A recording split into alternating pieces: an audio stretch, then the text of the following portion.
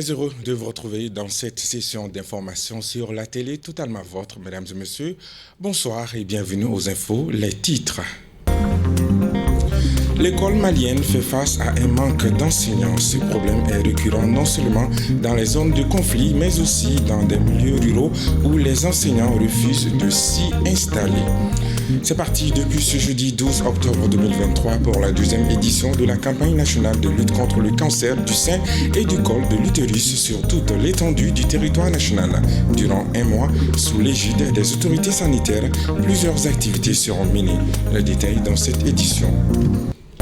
Comme dans plusieurs localités du centre, la campagne agricole de cette année est affectée dans le cercle de Bankas par l'insécurité, le changement climatique et les attaques des oiseaux granivores. Voilà pour le sommaire.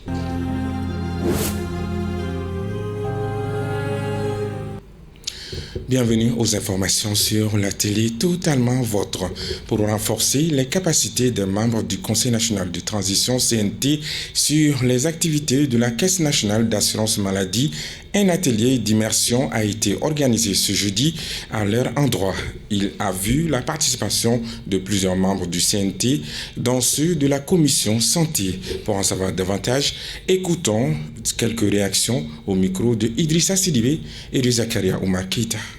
Il est aussi important de rappeler que le régime d'assurance maladie universelle géré par la CANAM a fait beaucoup d'exploits. En 2022, on avait déjà 2 millions de personnes enregistrées.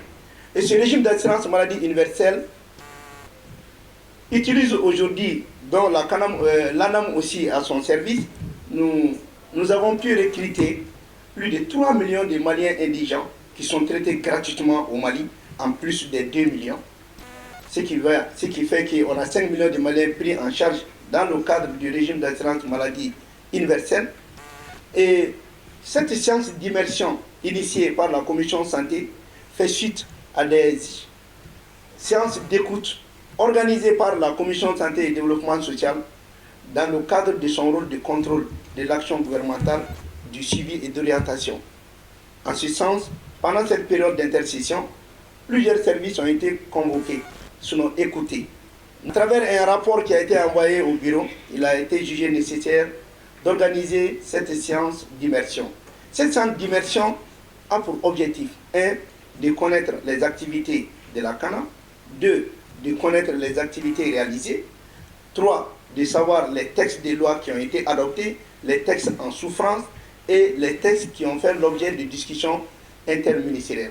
L'objectif principal de cet atelier est de renforcer les capacités des membres du CNT sur les activités de la Caisse nationale d'assurance maladie et l'état du processus d'adoption des textes du RAMI. Plus spécifiquement, il s'agit de informer sur les problèmes liés à la mise en œuvre du régime d'assurance maladie obligatoire, informer sur les relations entre la Caisse nationale d'assurance maladie et ses partenaires, informer sur les relations entre la CANAM et les organismes gestionnaires délégués, faire comprendre la problématique de la couverture maladie universelle au Mali, faire comprendre le RAMU et son montage institutionnel, informer sur l'état d'avancement des textes du régime d'assurance maladie universelle, informer sur les dispositions prises dans le cadre de l'opérationnalisation du régime d'assurance maladie.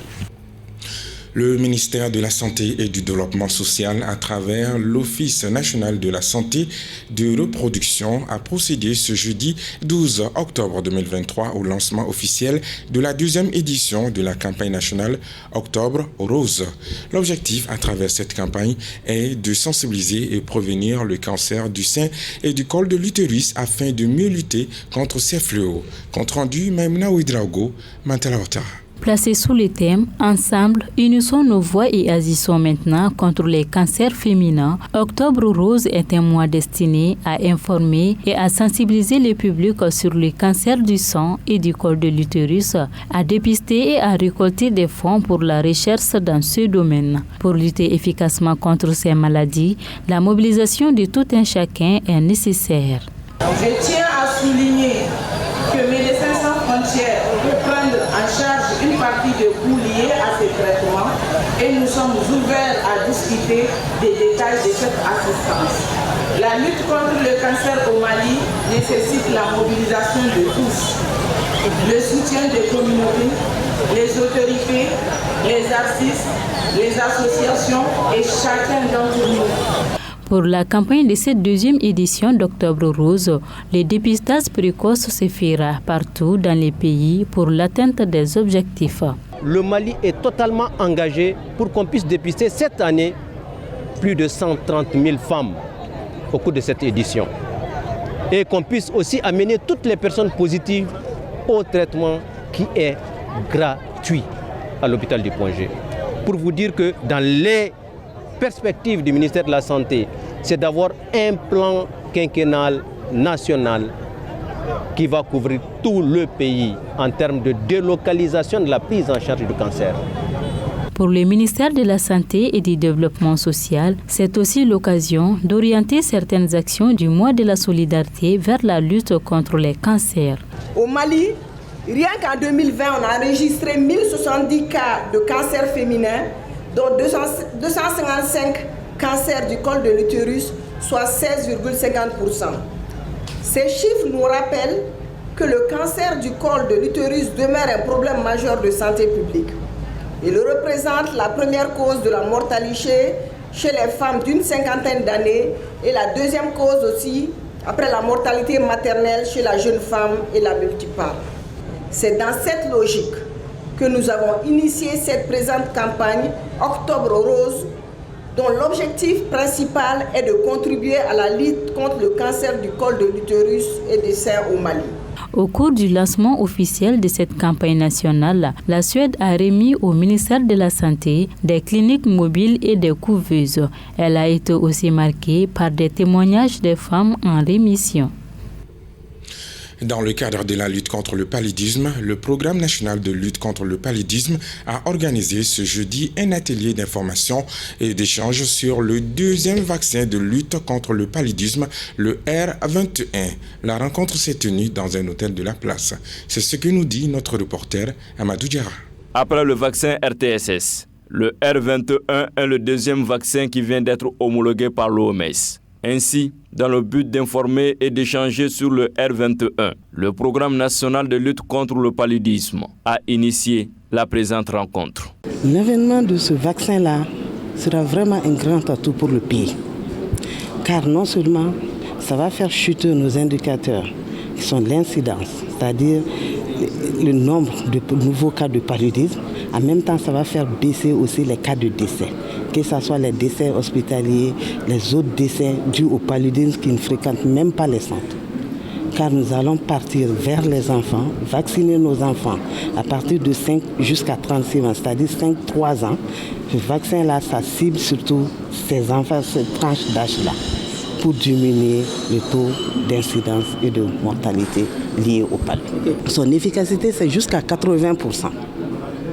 Occasion pour la représentante du ministre de la Santé et du Développement social de réitérer l'engagement de son département à accompagner le processus d'implémentation des vaccinations contre le paludisme au Mali. L'homologation du vaccin R21 Max3M est une grande opportunité qui s'offre à nous pour combler le gap des besoins de couverture de la totalité de nos cibles.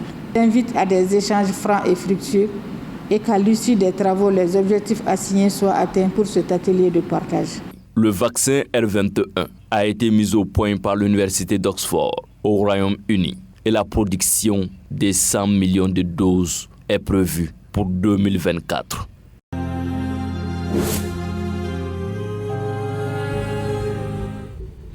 Je vous l'annonçais dans le titre, la campagne agricole dans le cercle de Bankas est affectée non seulement par l'insécurité, mais aussi par les effets néfastes du changement climatique et les attaques des oiseaux granivores. Une situation qui va impacter sur la production agricole dans cette localité. Commentaire, Nana Khadija Fani. Selon nos confrères de Studio Tamani, les autorités locales de Bankas et l'ensemble des chefs de service se sont rencontrés ce mercredi à Bankas. La rencontre a porté sur la situation de la campagne agricole 2023. Selon les services agricoles, la campagne agricole 2023-2024 à Bankas a été caractérisée par des attaques d'oiseaux granivores, des inondations, des poches de sécheresse et l'abandon des cultures à cause de l'insécurité par endroits, rapporte Studio Tamani. Il a précisé que 195 hectares ont été dévastés à Ganibonzon et 250 hectares à Ouenkoro par les oiseaux. Ces situations vont certainement impacter sur la campagne agricole dans les cercles de Bankas, comme d'autres localités du centre, en les exposant des crises alimentaires dans les mois à venir. Commune rurale de Ségué, des villages incendiés. En effet, à Kul au nord, les terroristes veulent se venger au centre. C'est le constat fait depuis 2 semaines avec l'attaque des terroristes contre plusieurs localités des régions de Mopti et de Bandiagara. Ces derniers jours, beaucoup de villages ont fait l'objet d'attaques dans la commune de Ségué. Commentaire Almako Djabati.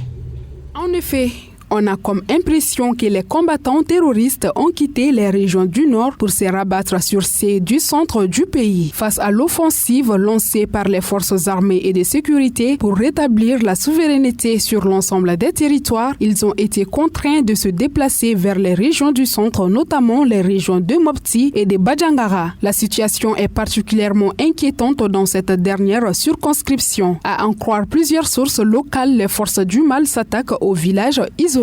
En plus de tuer les civils, ils apportent tout le bétail avant de mettre le feu aux habitations, laissant derrière eux peine et désolation. La commune de Ségué est particulièrement touchée avec plusieurs villages attaqués et brûlés en 2 semaines. On déplore des morts des civils, du bétail volé et surtout des récoltes parties en fumée. Malheureusement, on assiste à une nouvelle vague de déplacés qui arrivent dans les villes de la région, ce qui s'ajoute à la crise humanitaire que connaissent les régions du centre depuis plusieurs années. Selon nos confrères de Pays Dogon, Bankas, le martyre de Ségué continue. En 7 jours, 8 villages ont été agressés et totalement détruits par les groupes terroristes. Il s'agit de Dom, Yolosaga, Kogo, Bentégué, Kogo, Sonsogou, Kogo, Benkadi, Kogo, Tombolo, Yeguer, Silapanga, Dogon, Sama et Ambassa. Ces atrocités appellent à une réaction déterminante des femmes dans cette localité, sinon elles pourront continuer et pourront surtout zapper les efforts qui sont actuellement déployés dans le nord du pays et ternir les derniers succès de l'armée. Des classes sans enseignants. Une semaine après l'ouverture des classes, les cours ont du mal à commencer dans plusieurs localités du pays, notamment les zones de crise et les milieux ruraux où les enseignants refusent de s'y installer. On rapporte que dans certaines localités, moins de la moitié de l'effectif requiert des enseignants n'est disponible. Les explications avec Oumugakou. Selon de nouveaux calculs, l'Afrique subsaharienne a besoin de 11 millions d'enseignants supplémentaires pour garantir une éducation de qualité à tous les apprenants. Pour atteindre les objectifs en matière d'éducation d'ici à 2030, la région devra recruter 15 millions d'enseignants supplémentaires. Selon les données du ministère de l'Éducation nationale, le Mali compte environ 100 000 enseignants pour un effectif d'élèves de plus de 5 millions. Cette pénurie est particulièrement importante dans les zones rurales et reculées. Une semaine après l'ouverture des classes, on constate autant à Bamako que toutes les localités une grave pénurie d'enseignants. La situation est particulièrement difficile dans les villages où les conditions de vie sont difficiles et dans les zones de crise où les enseignants sont attaqués par les combattants islamistes. Parfois, ils sont confrontés à des violences physiques et des enlèvements. Si les mesures ne sont pas rapidement prises, beaucoup d'écoles connaîtront une nouvelle année particulièrement difficile. Le mardi 10 octobre 2023 a eu lieu l'inauguration du bureau régional du programme jeunesse et sensibilisation Progress à Sikasso. Financé par l'Union européenne et mis en œuvre par la GIZ, le Progress est un outil dont disposent les populations rurales pour améliorer les conditions d'accès aux services socio-économiques de base prioritaires. La cérémonie d'ouverture s'est déroulée en présence des autorités administratives et coutumières de Sikasso. C'est ce que nous dit notre correspondant Idrissa Diallo.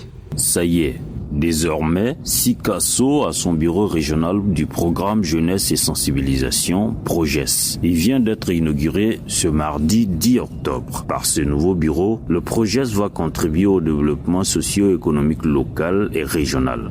Longtemps considéré comme calme et épargné par les actes de violence, contrairement aux autres localités du pays, les régions du Sud et de l'Ouest connaissent depuis quelque temps des cas de violence qui font craindre une détérioration des conditions de vie des populations locales.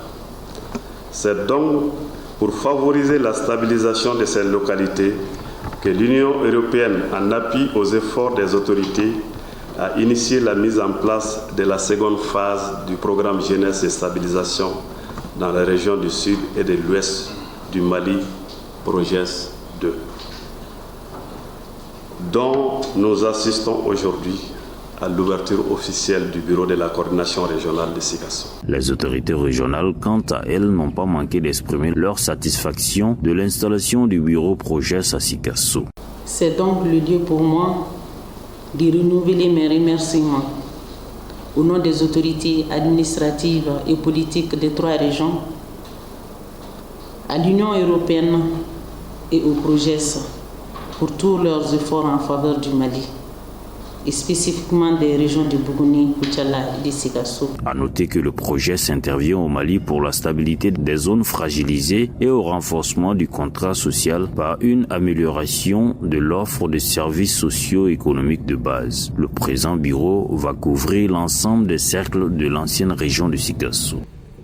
Cette autre information à retenir dans ce journal. Une pirogue transportant du bois de chauffe a chaviré le lundi 9 octobre 2023 à Kayo, commune de Kolongo, dans le cercle de Massina, rapportent nos confrères de Studio Tamani. 2 corps, dont une jeune dame et un bébé, ont pu être repêchés et un autre est porté disparu. Selon les habitants, un vent violent serait à l'origine du drame. C'était là l'essentiel des informations à retenir dans ce journal. Merci à vous de l'avoir suivi avec attention. À très bientôt pour d'autres informations, toujours sur la télé totalement vôtre. Quiconque voyage beaucoup s'instruit. Proverbe africain, bonsoir.